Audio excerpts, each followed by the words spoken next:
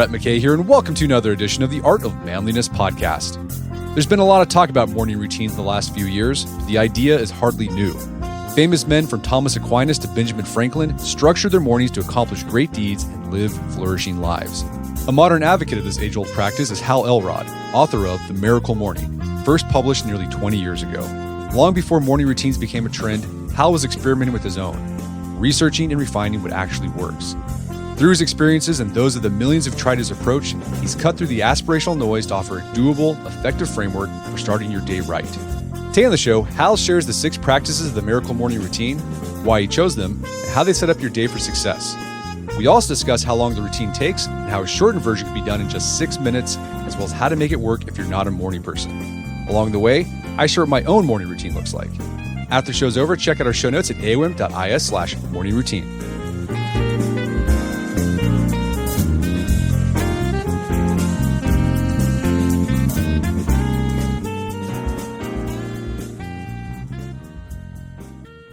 All right, Hal Elrod, welcome to the show. Brett, it is good to be here, man. Like you and I were just speaking that we've both been around a long time, man. So it took a while to connect, but better late than never. Yeah, so you wrote this book called The Miracle Morning back in 2012. It's all about setting up a morning routine for yourself to set yourself up for a day of success. And you've been blogging about it. You've built up this community around the Miracle Morning. And then recently, a couple years ago, you released an updated version of the Miracle Morning where you've expanded and added some things you've learned over the past decade on how to, amplify someone's morning routine. But let's talk about the origin of the Miracle Morning, because it was 2 personal setbacks that led to its development. The first was a near fatal car accident you had in your 20s. Tell us about that. Yeah, so when I was 20 years old, I was one of Cutco Cutlery's top sales rep. I had just finished my first year of college, and I started a career kind of because a friend pressured me into going into an interview, and I just wanted him off my back. So I got hired to sell Cutco, and I started doing pretty well with them. And so they had me giving speeches at their events. And one night after a speech, I was driving home when my car, Ford Mustang, was head on by a drunk driver at 70 to 80 miles an hour. And I was found dead at the scene. And my heart stopped for 6 minutes. They revived me on a helicopter, airlifted me to the hospital. I spent 6 days in a coma. When I came out of the coma, I was told by doctors that I had permanent brain damage and that I would never walk again. And I just had, I had this like dual mindset where I went, okay, if I never walk again and I'm in a wheelchair the rest of my life, and that is my reality, I'm not going to allow that to dictate my mental and emotional well-being. And I told my parents, I said, Mom and Dad, I know you're worried about me. Don't worry. If the worst case scenario is the doctors are right and I never walk again, I've decided I'll be the happiest, most grateful person you've ever seen in a wheelchair. And then on the flip side, I was like, but I'm not accepting that as my only option. I'm maintaining unwavering faith that I'm going to walk again while I simultaneously accept that I might not. I think it's like a lesson for a lot of us, right? It's like, how do you expect the best? Like, go out there with faith, approach your life with this confidence and optimism, and then also be at peace with like, hey, sometimes things go my way, sometimes they don't, sometimes I'm down, sometimes the down and out period lasts way longer than I want it to. So how can I be at peace and grateful and happy and keep moving toward the future that I want? And so I took my first step a few weeks later, and then that kind of the rest is history. And how that tied in, indirectly to the Miracle Morning is in that experience in the hospital, I decided that I was going to use that experience to help other people. I thought, I'm going to write a book. I'm going to start speaking about this. Maybe that's why God put me through this. There's a bigger purpose. And so when the Miracle Morning became my morning routine and it changed my life so profoundly that my wife called it a miracle, then I just felt like I have a responsibility to share this with other people. That idea of where you're holding those 2 different ideas in your head of, okay, I'm going to have faith that things will get better, while at the same time accepting maybe they won't, and maybe this is my reality, reminds me of the Stockdale paradox from Jim Stockdale. He was an admiral in the military, in the Navy, who was a prisoner of war during Vietnam at the Hanoi Hilton, one of the most brutal prisoner of war camps. And before he was a prisoner of war, he studied Stoicism. And while he was there, he developed this paradox. He calls it the Stockdale paradox, or it's become known as the Stockdale paradox, of holding these 2 different ideas in your head. He's like, well, maybe I'm going to hope I'm going to get out. But I'm also at the same time going to accept maybe I'm not going to get out. And Wow. that reminds me exactly what you did. Thank you for that. I just Googled it, and I'm going to watch videos and read articles, and I'm going to start incorporating that because I had never heard of that before. But yeah, that's exactly it. So the Miracle Morning, it's got 6 practices. It's silence, affirmations, visualization, exercise, reading, and scribing. And that's just another way of saying writing. And you use the acronym SAVERS for this routine. Your recovery from the car accident laid the foundation for the Miracle Morning routine because it got you thinking about resilience and goal setting. But it was another personal setback that led you to actually creating this concrete morning routine for yourself. What was the story there, and why did you end up choosing the 6 SAVERS practices for your morning routine? Yeah, so the Miracle Morning specifically was born out of the 2008 financial crash. Like millions of entrepreneurs, my business started to fail and I couldn't pay the bills and my house was foreclosed on. And it was kind of a 6-month downward spiral. And then my wife gave me some advice. Actually, her advice was call your friend John and get some advice. Like you're, because I was struggling, man. I couldn't figure out how to turn it around and I'm drowning in debt. And then the house gets foreclosed on. And I call my friend John, and he essentially tells me to listen to a Jim Rohn audio. He goes, this audio will change the way you think, Hal, and it will teach you to solve your own problems and turn your life around. I was like, all right. So I listened to Jim Rohn audio, and this one quote changes everything for me. It stands out, and it's, your level of success will seldom exceed your level of personal development. And I went, well, okay. And if anybody's listening, you can kind of take this and apply it to your life right now, which is like on a scale of 1 to 10, if you're measuring the level of success, fulfillment, happiness, success in every area, your finances, your relationships, your mental health, everyone wants level 10. I've never met anyone that's like, well, I don't want to be too happy or too financially secure or, it's like, no. There's this human drive and desire to self-actualize and be like, I want to be the happiest and healthiest and most financially secure and most harmonious in my relationships that I possibly can be. So I determined I want a level 10 in terms of my success. And then my question was, as Jim Rohn is saying, your level of success won't exceed your level of personal development. It's like, well, what's my level of personal development? Am I developing myself to the degree that I need to become the level 10 version of me day in and day out so I can show up at a level 10 and create that success I want in my life? And when I was honest with myself, and again, if you're listening to this, like, do this assessment right now, right? What's level of success do you want? Scale of 1 to 10, probably a 10, right? Or at least like an 8 or a 9. You want to be, up there. What level is your personal development at right now? And you can assess that based on your daily habits, your daily rituals, your daily routines. Are you doing things each day to develop your mindset, your physical, mental, emotional, and spiritual well-being and capacities to be at as close to level 10 as possible? And for me, it was a no. It was like, I'm like at a 2 or a 3. Like my personal development is all over the place. I start a book, I don't finish it. I'll try a journal. Like I don't do anything consistently. And so I just Googled, what do the world's most successful people do for personal development? And that's where these 6 practices, I had a list of 6 and I was looking for one. I'm like, oh yeah, okay. The world's most successful people, they swear by meditation. I found this article, Fortune 500 CEOs who swear by meditation. And they said, this is what gave us our biggest breakthroughs that took our companies and our revenue and our income to new heights. And I was like, all right, I got to meditate for that clarity and that mental well-being. And then I read articles on affirmations and the world's best athletes visualize. And a lot of people attribute the books they read. And so I go, well, which of these is the best? And to keep a long story not too long, it was, wait a minute.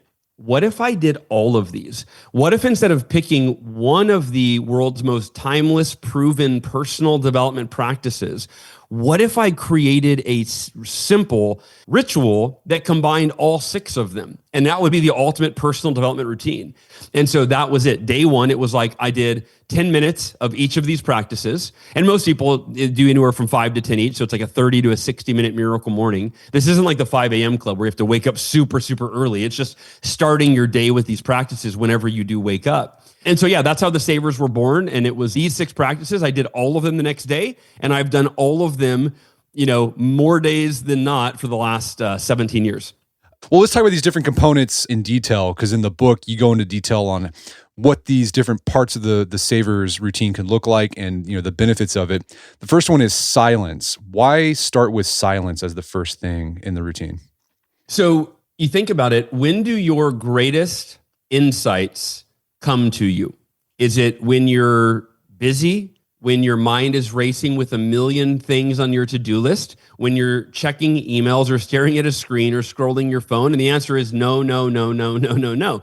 Your greatest insights and ideas and breakthroughs and perspectives and realizations always come in moments of peaceful, purposeful silence. And that's often unintentional, where it's like you're in the shower or you're falling asleep at night, or you just write. Like, the calmer and quieter your mind is, the more there is space for you to access your highest truth, your highest wisdom, depending on your belief system, like the wisdom of God, right? And so because of that, and because our smartphones have robbed us of those periods of silence that used to be part of our, like, inherently, if you're waiting in line, if you're riding on a bus, if you're like, we were with our thoughts a lot in the past.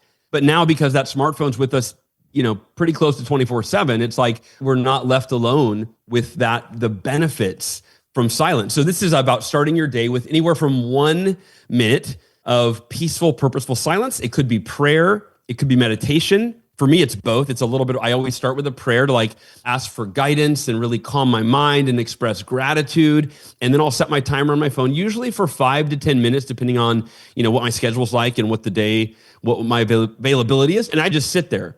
And I have my journal next to me, by the way. A lot of the savers, you combine them. So you can, for example, silence and scribe, and all my journal right there. And as a thought emerges, I'm like, oh, that's it. That's what I need to do today. Or that's the most important thing. I'll open my journal, jot it down, close the journal, go back into silence. But again, that's where my greatest breakthroughs come from: insights, realizations, clarity, peace of mind. And so to start your day with that every single day, the benefits are immeasurable. Yeah, before reading your book, I've been doing this for years. First thing I do when I wake up, I'll get out of my bedroom and go to my couch, and I just sit there and I pray, and I just kind of sit there for a couple minutes in silence. That's all it is. And it's nice. And it is interesting. You do get these insights, I think, particularly after you wake up, but not if the first thing you do is dive into your text and emails on your phone. Yeah. So my rule is that my smartphone, I don't check it until after silence is done. Yeah, so that's crucial, because as soon as you start checking notifications, your brain goes into reactive mode. Yeah, no, I remember a long time ago, I'd get in the habit, the first thing I do is check my phone, and it just ruins everything. You're a big proponent of meditation, particularly this thing called emotional optimization meditation. What's that? So it's as simple as choosing your optimal mental and emotional state. And in the book, of course, it's like 4 pages that walk you through like how to do this, how to identify it. But it's to identify your optimal mental and emotional state. And then you essentially get yourself in that state. And I give different ways to do it. One is to remember, like, when was the last time I felt that way, or what makes me feel this way? For example, let's say you want to be in a state of gratitude. Well, it's like, okay, so for me, I imagine my kids and I just smile. I mean, literally, I smiled as soon as I said my kids and I pictured them. Like right now, I just smile. And so you get yourself in the state, and then you set your timer and you cultivate that state. You meditate in that state. And what you're doing is you're creating neural pathways in your brain so you can access your optimal mental and emotional states at will. It's kind of like exercise for your muscles, but it's for your mind. And so that way, as you do it day after day after day after day, and you continue to cultivate your optimal states, you hardwire them in your brain and your nervous system, and it literally changes your quality of life and gives you access to those states in the middle of the day or whenever you need them. So whether it's the state being, joy, happiness, peace of mind, confidence, love, empathy, whatever that state is, by hardwiring it in the morning through emotional optimization meditation, you gain access to it all day long. Yeah, we've had a podcast guest, Dr. Rick Hansen, on the show. He's a psychologist, and he does something similar. He calls it hardwiring happiness. Same sort of thing. You should just think about these optimal states that you want to be in. This is particularly useful if you have a tendency to be an Eeyore and you kind of had that negativity bias, is to really sit with those positive emotions, like really absorb them, like what it feels like, enrich them. And the idea is, like you said, you'll hardwire yourself for those more optimal or positive emotions instead of just being a negative Nelly all the time. Yeah, absolutely. So the next part of the Savers routine is affirmations. Now, affirmations, I think they got a bad rap. I think most people think they're cheesy. They think of Stuart Smalley from SNL saying, I'm good enough, I'm smart enough. I'm smart enough, and doggone it, people like me. Right. Well, you argue the reason why they might have a bad rap is because most self-help authors talk about affirmations in the wrong way. What do they get wrong? So I think there's one of two problems. Number one is they tell you to affirm something that you don't actually believe. So if you're struggling, it's something that's not true. If you're struggling financially, they'll say, just affirm, I am wealthy. Right. And if you're affirming something that is not factually true or doesn't resonate as true for you, then you create an internal conflict as if we don't have enough of them, right? And you go, I am wealthy. And then you're like, no, I'm not. I'm struggling financially right now. This is BS, right? So that's the first problem. The second problem is we're taught to often create affirmations in this flowery passive language that makes us feel better in the moment, but is actually deluding us into thinking something is going to happen without our effort. I'll give you an example. So we've all heard the affirmation, I am a money magnet. Money flows to me effortlessly and in abundance, right? And if you're affirming that and you're struggling financially, that feels good in the moment. You're like, oh, wow, I'm a money magnet and money is going to magically flow to me effortlessly and in abundance. That's awesome. God, that feels so much better than my reality that I'm struggling financially. But that's deluding yourself. And so I think those are the two biggest problems is we're taught to affirm something that we don't believe in and it's cheesy and it's not true, or we're affirming some magical result that's going to happen independent of our efforts to give us relief from our stress. Yeah, it's that kind of manifesting secret stuff. Yeah, exactly. Yeah. So what's a better way to craft affirmations so they're actually effective instead of cringy? So for me, I use 3 steps, and to me, they've got to be rooted in truth. They've got to be practical, and they've got to be actionable. So the 3 steps, step 1 is affirm what you're committed to. Step 2 is affirm why it is a must for you. And step 3 is affirm which actions you're going to take and when. So this is a very, again, practical, actionable, results-oriented. So it's like you're affirming what you're committed to. So not I am wealthy, but I am committed to increasing my income by 30% this year, right? Or what it's like you're committing to some sort of meaningful, measurable outcome. And then step 2, why is it a must for me? Why is it important? Who's this going to benefit? Like you're getting clear on the why that is so compelling for you. And usually I have 2, 3, 4, 5 reasons why I'm willing to commit to this thing for me, for my kids, my wife, whatever the benefits are. And then number 3, okay, well, what am I going to do? When am I going to do it? Okay, Monday, Wednesday, Friday from 8 a.m. to 9 a.m. And it's going to go to my schedule. I'm going to commit to focusing on business growth, period. I'm going to read books on it. I'm going to take action on it. I'm going to work with ChatGPT to make a plan. So Monday, Wednesday, Friday. And so when you create affirmations that are following those 3 steps, really the only way you can fail is to live out of integrity with what you're affirming every day because, hey, this is what I'm committed to. This is why. This is what I'm going to do. That to me is it's my North Star. It's the anchor for the rest of my miracle morning. The other savers really support what I'm affirming every day. And so I imagine you want to take some time before you start your miracle morning routine to write this affirmation out. Yeah, I always make them on like a Microsoft Word or a Google Sheet because to me, affirmations are always a rough draft. Because as we continue to learn and grow and gain new insights and perspectives and strategies, I'm always editing and updating my affirmations. I'll make my rough draft, I'll print a copy, and then I'll go in usually multiple times a week, often during silence or during reading. I'll read something or I'll think, I'm like, ooh, I need to remember that. And so I'll put it in my affirmations. I always usually scribble on the sheet. And then after the sheet's gotten messy enough, I go back into the Word doc or the Google Doc, update the affirmations, print a new copy, and just kind of rinse and repeat. And I've been doing that for 17 years. And then when you got your affirmation written out, do you read it to yourself? Is that what you do? Or do you read it out loud? Read it to myself quietly. I've had people in the Miracle Morning community that go, it's more powerful when I read it out loud. So I'm like, hey, whatever works for you. And then I have another Honor A. Quarter, who is my co-creator of the Miracle Morning book series. She reads her affirmations, so she types them out, then she reads them into her voice, into her app, and then while she's on the treadmill, she listens to them. So she's handling that. We're going to get to the Ian Savers exercise, right? She's doing exercise while she's doing her affirmation, and she's listening to the affirmation. So it's like she's killing 2 birds with 1 stone. She doesn't have to separate them. And there's a lot of the savers that you can combine in that way where you're doing them at the same time. Something I did when I was a young man, this is back when I was in law school, and my goal was I wanted to do really well in law school, get on law review. And so I had these goals for myself. And every morning what I would do, I would read these goals out loud to myself, but I'd also write them out like 5 times. So I had these old journals full of just like pages of me writing out my affirmations / goals over and over again. I guess it helped because law school went pretty well for me. I guess it was a way for me to reinforce like what I was doing and why I was doing it. Nice, Yeah. dude. Yeah, I always say in the simplest form, an affirmation is nothing more than a reminder of something that you have deemed so important that you want to remember it, that you want to integrate it into your thinking, into your belief system, etc. We're going to take a quick break for a word from our sponsors. And now back to the show. All right, so that's affirmations. The next part of the routine is V for visualization.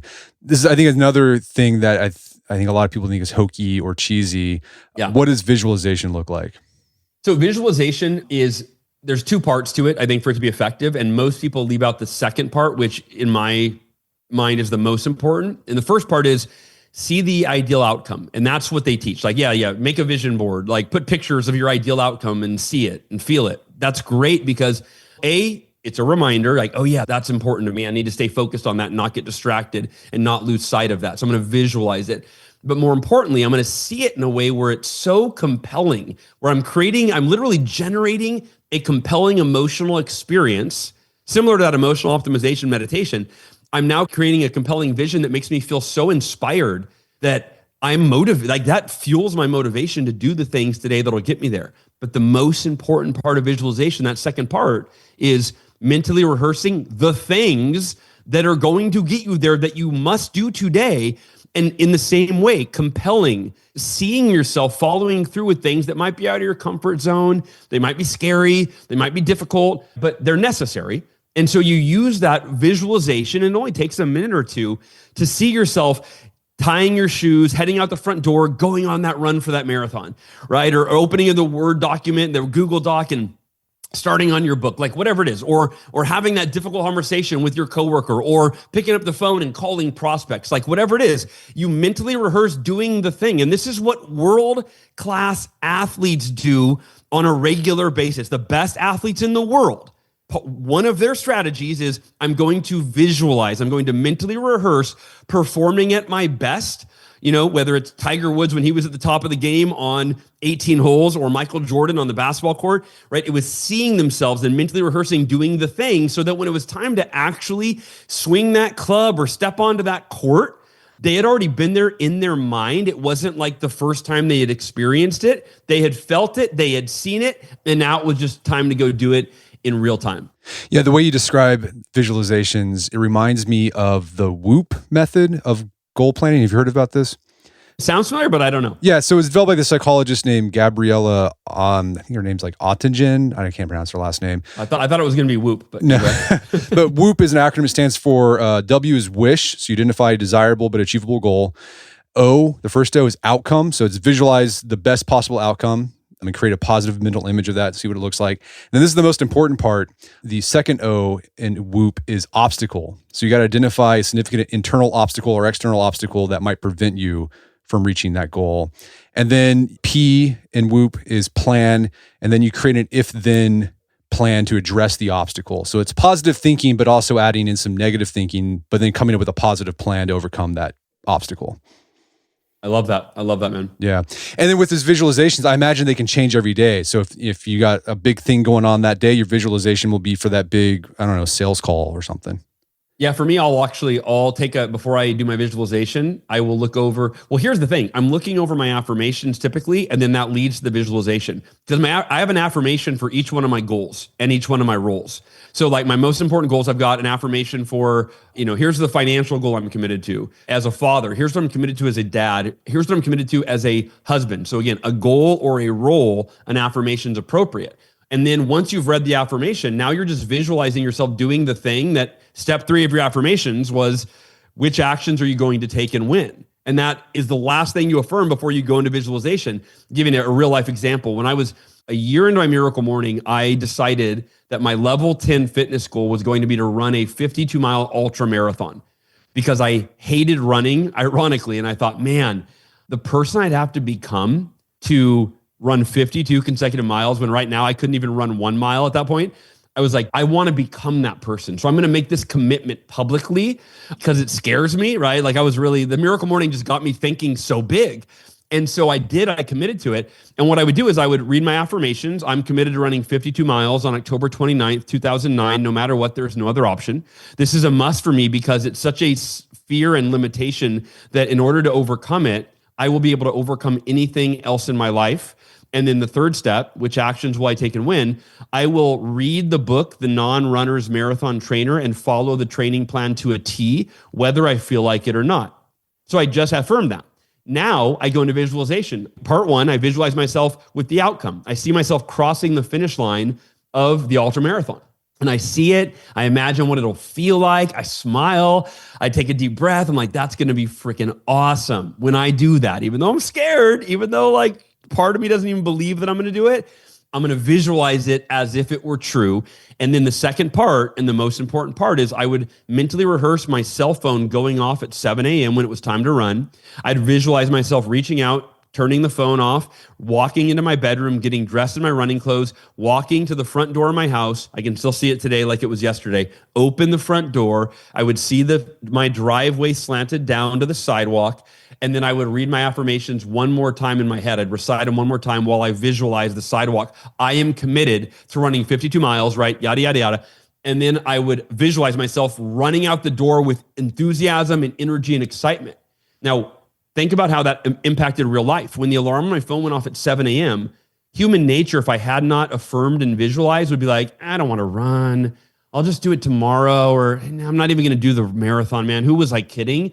But that's not what happened, Brett, because that's not what I mentally rehearsed. It's not what I visualized. So what would happen is like I was a robot that I programmed that morning.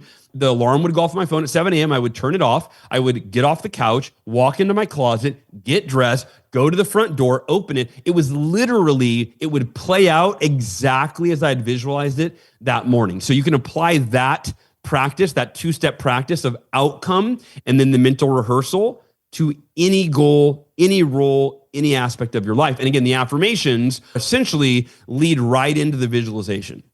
All right. So the next part of the routine is E for exercise. Are we talking like a full-blown workout in the morning for this? No, and this is one of the simplest, like this requires the least explanation. It's move your body first thing in the morning or relatively quickly after you wake up, because it wakes up your lymphatic system. It gets your blood and oxygen flowing, including flowing to your brain. So you think clearer, you feel better. And if you ever there are days where I wake up and I'll even start meditating. And I'm like, oh my God, my brain is not on right now. I am falling asleep. It's not working. I will stand up and do 60 seconds of jumping jacks. Or I'll just count to my age. I'm 46, so I'll just do 46 jumping jacks usually. But here's the thing.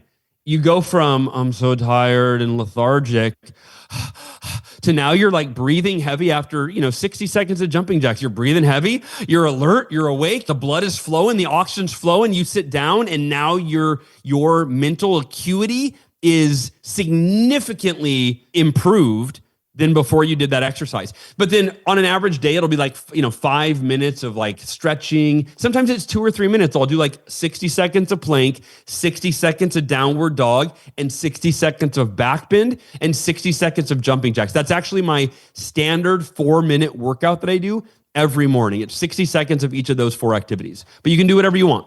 Yes, no full-blown workout, just the goal is to move your body. And then I go after my miracle morning and after I've got the kids ready for school, when I go into I have a home office with a little workout, like a little tiny mini gym in the back. That's the first thing I do is I do like a 20, 30 minute full-blown workout. So yeah, the miracle morning part of my exercise in my savers is just to get the blood and oxygen flowing and wake myself up. Yeah, for me, my routine is, I wake up, I do the moment of silence, pray, and then I take a morning walk. It's a mile. It takes about 15 to 20 minutes, depending on how fast I go. And during that time, I'm thinking about what I got to do for the day. So I'm unintentionally doing some affirmations and some visualization during that morning walk. I love that. And you're combining silence, you're combining nature, you're combining affirmation. You can go for a walk, and while you're on your walk, you can listen to your affirmations if you recorded them, right? You can meditate and pray. For me, when I go on a walk or a jog around our property, that is almost always, almost 10 out of 10 times, probably 9 out of 10, I gain some sort of profound insight, solution to my problem, and I go back and I implement it. Yeah, you're right. Taking that walk does wake me up. Yeah. I'm good to go after that. All right, so let's move on to R. R is for reading. So in this reading part, what kind of reading are you doing? What kind of books are you reading? So I have a unique kind of self-imposed rule where family is my top priority. Well, health is my top priority, but I've got that pretty dialed in. I've read many, many books on optimizing health. And so I've got my health routines in place with diet and exercise and all of those things.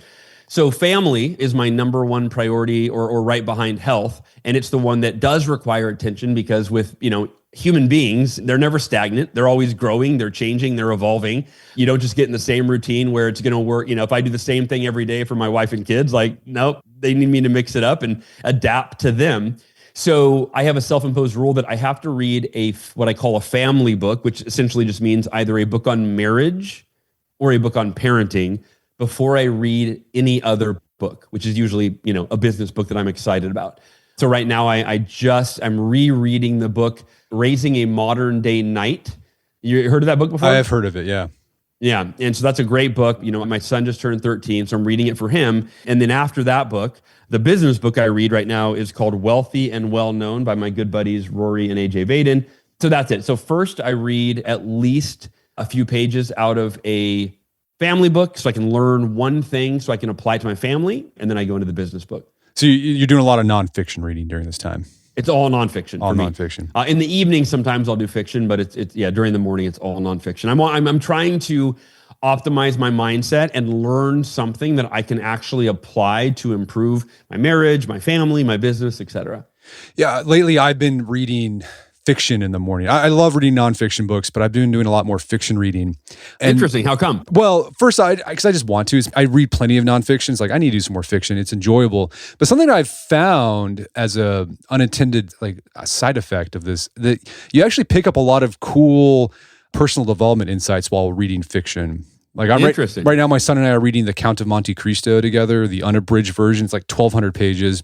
Crazy story, but there's a lot of cool insights just about patience, and these characters will drop these little insights about life, about business that I've been highlighting. I'm like, this is really good. I can use this in my day-to-day life. So I know you're big on nonfiction, but fiction, I think you can find some really cool insights. How old is your son, by the way? He'll be 15 here this month.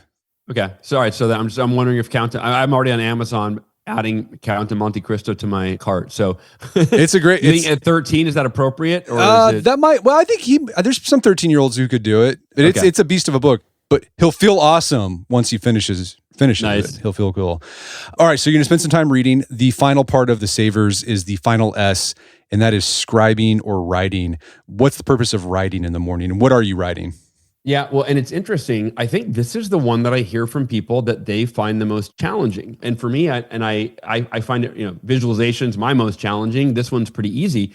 The reason why to do it is that there's multiple reasons. One of them is that when you put pen to paper or typing, either way, you are forcing yourself to qualify your thinking.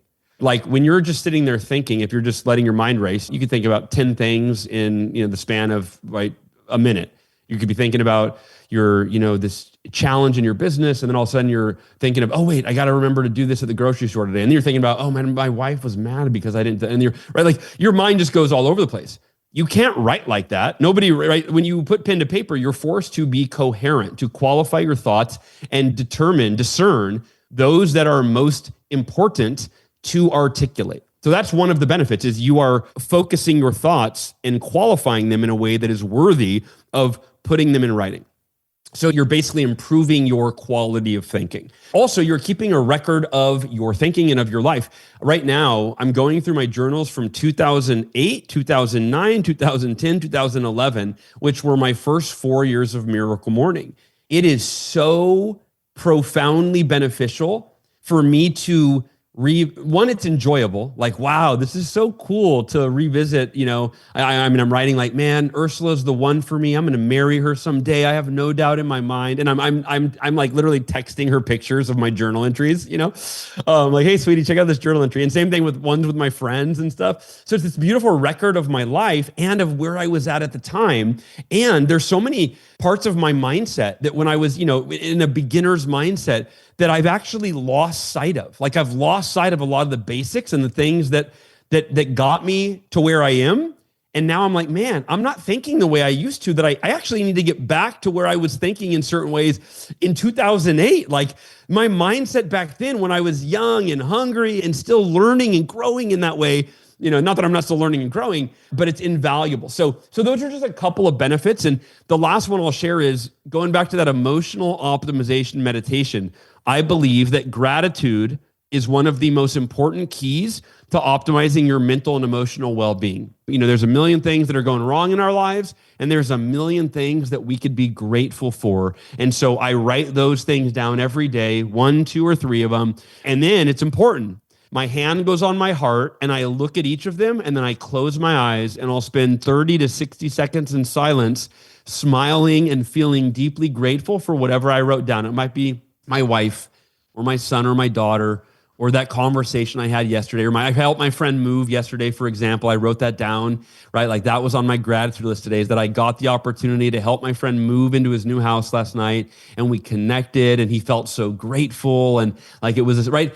And so when you do that, you're, again, going back to hardwiring these emotions of gratitude and joy and feeling like, oh, wait, my life's not totally, it's not all lack. Like I have so much in my life. It's so rich. But if I don't actually pause and take time to think about it, and even better, write it down and solidify it, then look at it, then contemplate it, it's one thing to have gratitude on a checklist. Like, yeah, I'm grateful for my house and my kids and my wife and my money and whatever. Like that's intellectual gratitude, but having heartfelt, soulful gratitude that you ponder for a moment, that's where gratitude has a meaningful impact in your life. All right. So journaling can help you with your thinking. It can help you see a record of your thinking so you can get some new insights.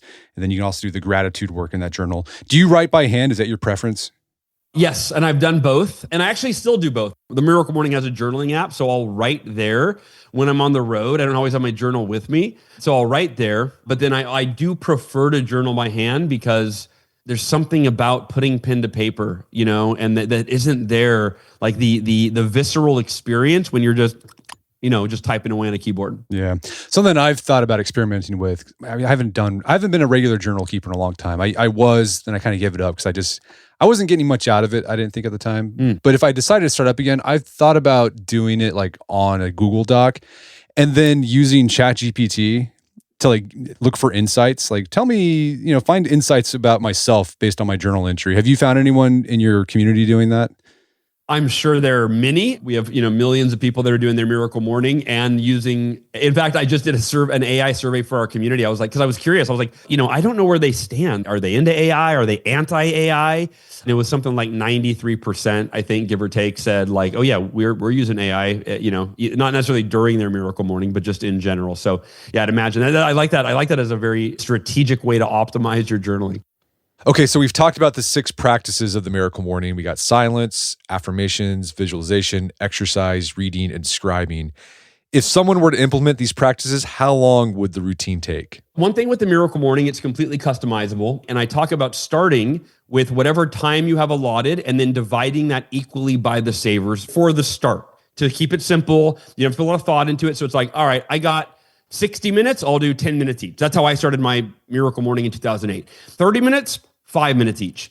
6 minutes, 1 minute each, right? Just keep it simple and try all the savers. And so for me, I always do a 1 hour Miracle Morning. I'll usually do 5 to 10 minutes of silence, depending. Affirmations takes me usually 5 minutes. Visualization usually takes me between 0 and 5 minutes, meaning that's the one saver that I personally do not do every single day. It resonates with me the least. Exercise takes me under 5 minutes. I'll usually read for 15 to 20. So my reading is the longest of my savers because I want to go as deep as I can. I have so many books that I want to read. And then journaling takes me about 5 minutes. So it's totally customizable to fit your needs, and it can change on any given day. But by starting with like a really simple, let's just keep it simple, divide it by 6. Okay, great. And then as you do the savers, you find which of them you want to allocate more time to and which it's okay to allocate less time to. Okay, so depending on how much time you allot to each practice, the routine could take 30 minutes to an hour. And you even mentioned you can give each practice a minute and make it a 6-minute routine.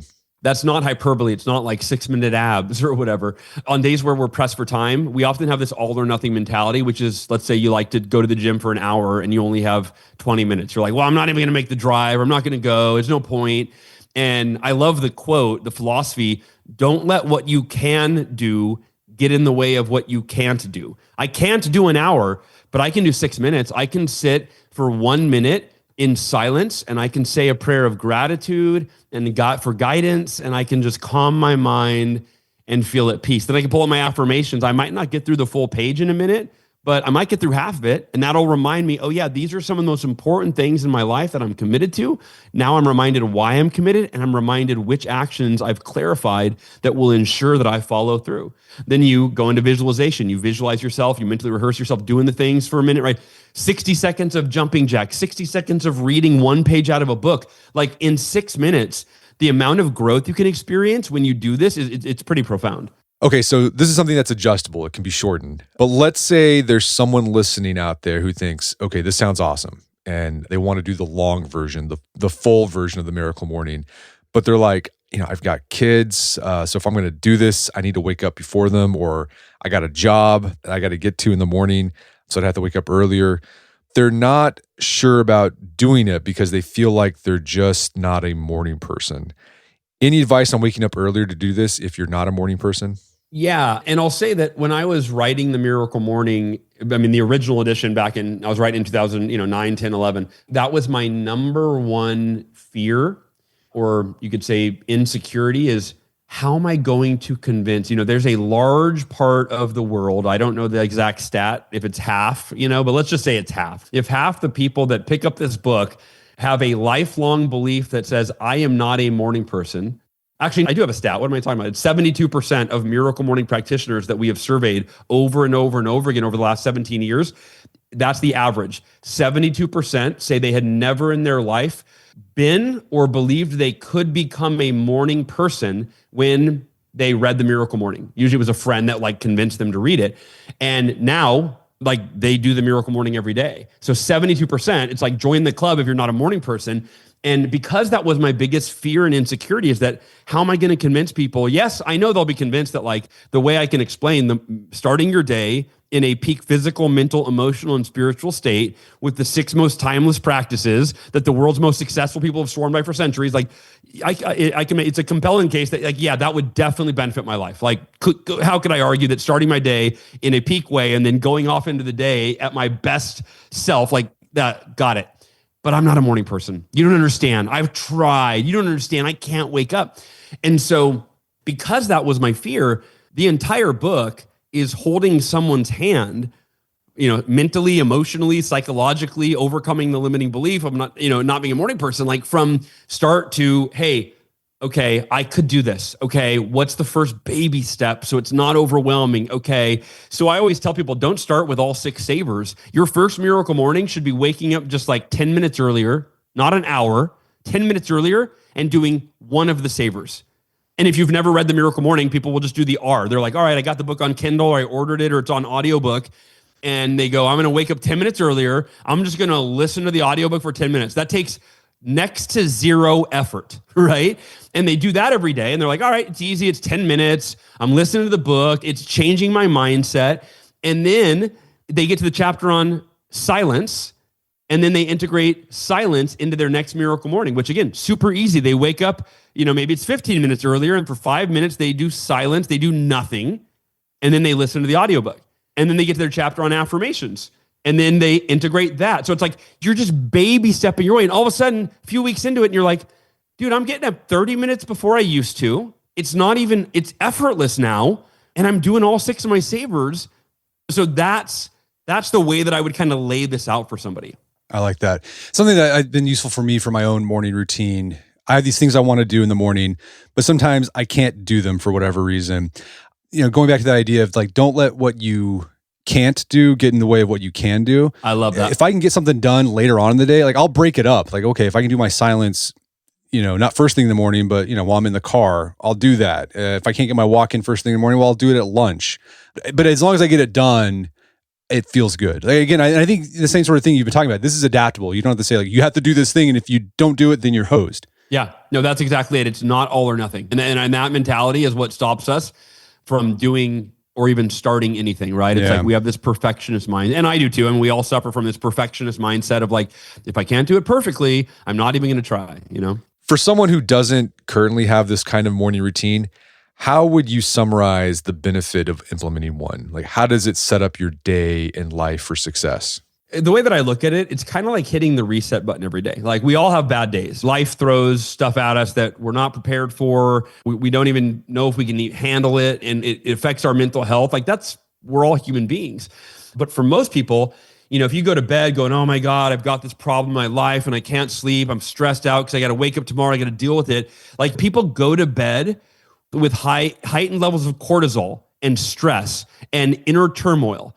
And then they don't sleep well because their mind is replaying and racing like it was when they went to bed. Then they wake up in the morning and their first thought as their eyes open is, oh my God, I've got to face the problems that I'm dealing with in my life. I don't wake up that way. If you're a Miracle Morning practitioner, you go to bed, you're like, all right, I got problems, but there's no benefit in worrying about them right now. I'm going to think peaceful, grateful thoughts. I'm going to think about the things in my life that I'm grateful for. So I fall asleep in a state of bliss. That feels good. And then you sleep better. Then when you wake up in the morning, you're not waking up going, oh my God, it's 8 a.m. I've got to get out the door and get to work and deal with my stressful life. No, you're like, oh, I've got to wake up and I've got to meditate and pray and then read my affirmations that make me feel empowered. Then visualize, right? Like, then I'm going to read, then I'm going to journal what I'm grateful for. Oh, that's a really nice way to start my day. So it's like hitting the reset button every day and creating it's a self-care routine, right? Self-optimization, self-care. So that to me, yes, is why it's so important. Well, Hal, this has been a great conversation. Where can people go to learn more about the book and your work? You can get the book, Audible, if you're an audiobook person, Amazon, Kindle, etc. The best spot for everything, the book, there's a movie, there's a 90-minute documentary that features Mel Robbins and Brendan Burchard and Robin Sharma and Robert Kiyosaki and Lewis Howes and me. But miraclemorning.com is a great hub because you can, that'll point you to the books, it'll point you to the app, it'll point you to the movie. And you can watch the movie for free on YouTube, or again, miraclemorning.com is a great hub. Fantastic. Well, Hal Elrod, thanks for your time. It's been a pleasure. Oh, Brett, man, I'm so grateful, dude. Thanks for having me on. My guest today is Hal Elrod. He's the author of the book, The Miracle Morning. It's available on Amazon.com. You can find more information about his work at his website, halelrod.com. Also, check out our show notes at aom.is/morningroutine, where you can find links to resources where we delve deeper into this topic.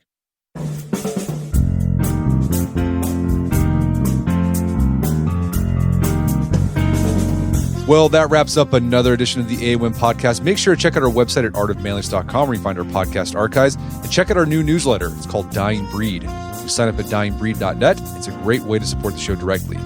As always, thank you for the continued support. Until next time, it's Brett McKay, reminding you to listen to the AOM podcast, but put what you've heard into action.